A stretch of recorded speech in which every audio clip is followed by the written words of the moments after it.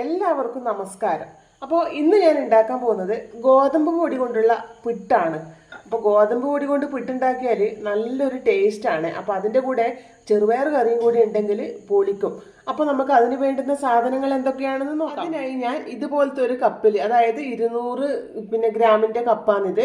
അപ്പം അതിൽ ഞാൻ ഇത്രയും ഗോതമ്പ് പൊടി എടുത്തിട്ടുണ്ട്. അപ്പോൾ കുമിച്ചെടുത്തില്ല, കറക്റ്റായിട്ട് എടുത്തില്ലു. അപ്പോൾ നമുക്ക് എത്രയാണോ ആവശ്യം എന്ന് വിചാരിച്ചാൽ അതിന് കണക്കായിട്ടുള്ള ഗോതമ്പ് പൊടി എടുക്കാവുന്നതാണ്.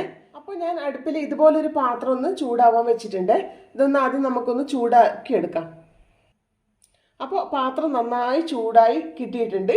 ഇനി അതിലേക്ക് നമ്മൾക്ക് ഈ എടുത്തു വെച്ച ഗോതമ്പ് പൊടി ചേർത്ത് കൊടുക്കാം. ചെറുതായി ഒന്ന് ചൂടാക്കി എടുത്താൽ മതിയാവും, കരിഞ്ഞു പോകരുത്. തീ കുറച്ച് ഞാൻ വെച്ചിട്ടുണ്ട്. ഇതൊന്ന് ചൂടാക്കി എടുക്കാം.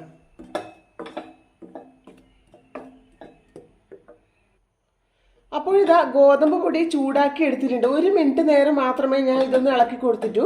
ഇപ്പം ഞാൻ ഫ്ലെയിം ഓഫ് ആക്കിയിട്ടാണ് ഉള്ളത്. അതിൽ കൂടുതൽ ചൂടാക്കി എടുക്കണ്ട. അപ്പോൾ ഇത് നമ്മൾക്കൊന്ന് ജസ്റ്റ് ഒന്ന് ചൂടാറാൻ വെക്കാം. അപ്പോൾ ചൂടാറിയ ഗോതമ്പ് പൊടി ഇതുപോലൊരു ചെറിയ പാത്രത്തിലേക്ക് ഒന്ന് മാറ്റി കൊടുത്തിട്ടുണ്ട്. ഇനി നമ്മൾക്ക് അതിലേക്ക് ഉപ്പ് ചേർക്കാം. അപ്പോൾ പൊടിയുപ്പാണെങ്കിൽ പൊടിയിലേക്ക് നേരിട്ട് ചേർത്ത് കൊടുത്താൽ മതി. കല്ലുപ്പാണെങ്കിൽ ഇതുപോലൊരു പാത്രത്തിൽ കുറച്ച് വെള്ളം എടുത്തിട്ട് അതിലേക്ക് അലിയിച്ചെടുത്താൽ മതി. ഇനി നമ്മൾക്ക് ഈ പൊടിയിലോട്ട് കുറേശ്ശെ വെള്ളം ഒഴിച്ചു കൊടുത്തിട്ട് ഇതൊന്ന് പുട്ടിൻ്റെ പരുവത്തിലൊന്ന് നമുക്ക് കുഴച്ചെടുക്കാവുന്നതാണ്. അപ്പോൾ കുറച്ച് വെള്ളം ഒഴിച്ചിട്ട് വേണം കുഴച്ചെടുക്കാൻ, അല്ലെങ്കിൽ ഒരുപാട് കട്ടയായി പോവും. അപ്പോൾ ഇതുപോലെ ഗോതമ്പ് പൊടി ചൂടാക്കിയിട്ട് പുട്ട് ഉണ്ടാക്കുന്നതാണെങ്കിൽ നമുക്ക് നല്ലൊരു ടേസ്റ്റോടെ കഴിക്കാൻ പറ്റുമേ. അപ്പോൾ ഇതൊന്ന് ഞാൻ കുഴച്ചെടുക്കട്ടെ. അപ്പോൾ ഗോതമ്പ് പൊടിയെല്ലാം പുട്ടിന് ഉണ്ടാക്കിയെടുക്കേണ്ട ആവശ്യത്തിന് കണക്കായിട്ട് ഇങ്ങനെ ഇതുപോലെ ഒന്ന് നനച്ചെടുത്തിട്ടുണ്ട്. ഈ ഒരു സ്പൂണിന് 3 ടേബിൾ സ്പൂണ് വെള്ളമാണ് ഞാൻ പുട്ട് നനക്കാൻ എടുത്തത്. അപ്പോൾ ഇനി നമ്മൾക്ക് അതിലേക്ക് ചേർക്കേണ്ടതാണ്, നമുക്ക് 1 ടേബിൾ സ്പൂണോളം ചിരവിയ തേങ്ങ ഒന്ന് ചേർത്ത് കൊടുക്കാം. അത് നമ്മൾക്കൊന്ന് കുഴച്ചെടുക്കാം. അപ്പോൾ ഇതുപോലെ ഈ തേങ്ങ ഒന്ന് ചേർത്തിട്ട് പുട്ടുണ്ടാക്കി നോക്കിയാൽ നിങ്ങൾ നല്ലൊരു ടേസ്റ്റ് ആയിരിക്കും. ഇപ്പോൾ നമ്മൾക്ക് അരിയുടെ പുട്ട് ഉണ്ടാക്കുന്നതായാലും ഇതുപോലെ തേങ്ങ ചേർത്തിട്ട് ഉണ്ടാക്കുകയാണെങ്കിൽ നല്ലൊരു ടേസ്റ്റ് ആയിരിക്കും കേട്ടോ. അപ്പോൾ ഇതിന് നമ്മൾക്കൊന്ന് ഒരു 1-2 മിനിറ്റ് ഒന്ന് അടച്ച് മാറ്റി വെക്കാം. അപ്പോൾ അങ്ങനെ ചെയ്യേണ്ടതൊന്നുമില്ല, നേരിട്ട് നമുക്ക് പുട്ടുണ്ടാക്കിയെടുക്കാം. അപ്പോൾ ഞാൻ ജസ്റ്റ് 1-2 മിനിറ്റ് ഒന്ന് മാറ്റി വെക്കുന്നേ ഉള്ളൂ. അപ്പോൾ കുക്കറിൽ ഞാൻ കുറച്ച് വെള്ളം ഒന്ന് ചൂടാവാൻ വെച്ചിട്ടുണ്ട്. അപ്പോൾ ഇതിൻ്റെ മൂടി ഇട്ടിട്ടാണ് ഞാൻ ചൂടാവാൻ വെച്ചത്. കാരണം ഞാൻ ചിരട്ടപ്പുട്ടാണ് ഉണ്ടാക്കുന്നത്. അപ്പോൾ അതിൻ്റെ പേരിലാണ് ഈ ഒരു കുക്കറിൽ ഞാൻ വെള്ളം ചൂടാക്കാൻ വെച്ചത്. അപ്പോൾ ഇതൊന്ന് ചൂടായി വരട്ടെ. അപ്പോൾ ഗോതമ്പ് പൊടി നനച്ചിട്ട് ഞാൻ ഒരു 1-2 മിനിറ്റ് ഒന്ന് മാറ്റി വെച്ചിരുന്നു അടച്ചിട്ട്. അപ്പോൾ നന്നായിട്ടൊന്ന് സോഫ്റ്റായി കിട്ടിയിട്ടുണ്ട്. ഇപ്പോൾ പുട്ടുണ്ടാക്കുന്ന സമയത്തും നല്ല സോഫ്റ്റ് ഉണ്ടാവും. അപ്പോൾ ഇനി നമ്മൾക്കിത് പുട്ടിൻ്റെ കുറ്റിയിലേക്ക് ഒന്ന് ഇട്ട് കൊടുക്കാം. അപ്പോൾ ഞാൻ ഈ ഒരു ചിരട്ട പോലുള്ള ഒരു പാത്രത്തിലാണ് പുട്ടുണ്ടാക്കുന്നത്. അപ്പോൾ ഇതിലേക്ക് നമുക്കൊന്ന് മാവ് ആദ്യം ഒന്ന് തേങ്ങ ഇട്ട് കൊടുക്കാം.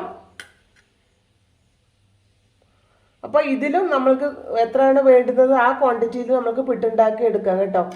അപ്പോൾ നിറയെ വേണ്ടെങ്കിൽ പകുതിയായിട്ട് നമുക്ക് ഇതിൽ പുട്ടുണ്ടാക്കി എടുക്കാം. അപ്പോൾ നമുക്ക് ഈ മാവ് തേങ്ങ ഇട്ടതിന് ശേഷം മാവ് ഇട്ട് കൊടുക്കാം. 1 സ്പൂണും കൂടെ ഇട്ട് കൊടുക്കാം. ഇനി നമുക്ക് അതിൻ്റെ മേലേക്ക് ആദ്യം ഇട്ട പോലെ തേങ്ങ ചേർത്ത് കൊടുക്കാം. തേങ്ങ ഒന്ന് പരത്തി എടുക്കണം കേട്ടോ. ഇതുപോലെ 4 ഭാഗത്തേക്കൊന്ന് റെഡിയാക്കി കൊടുക്കണം. ഇനി അതുപോലെ ആദ്യം ഇട്ട പോലെ തന്നെ ഇതിൻ്റെ മേലെ കൂടെ ഗോതമ്പ് കുഴച്ചത് ഇട്ട് കൊടുക്കുക, പൊടി കുഴച്ചത്. അപ്പോൾ ഞാൻ ഇതിൽ ഫുള്ളായിട്ട് തന്നെ ഇട്ട് കൊടുക്കുന്നുണ്ട്. അപ്പോൾ ഇനി അതുപോലെ തന്നെ ആദ്യം ഇട്ട പോലെ തേങ്ങ ചേർത്ത് കൊടുക്കാം.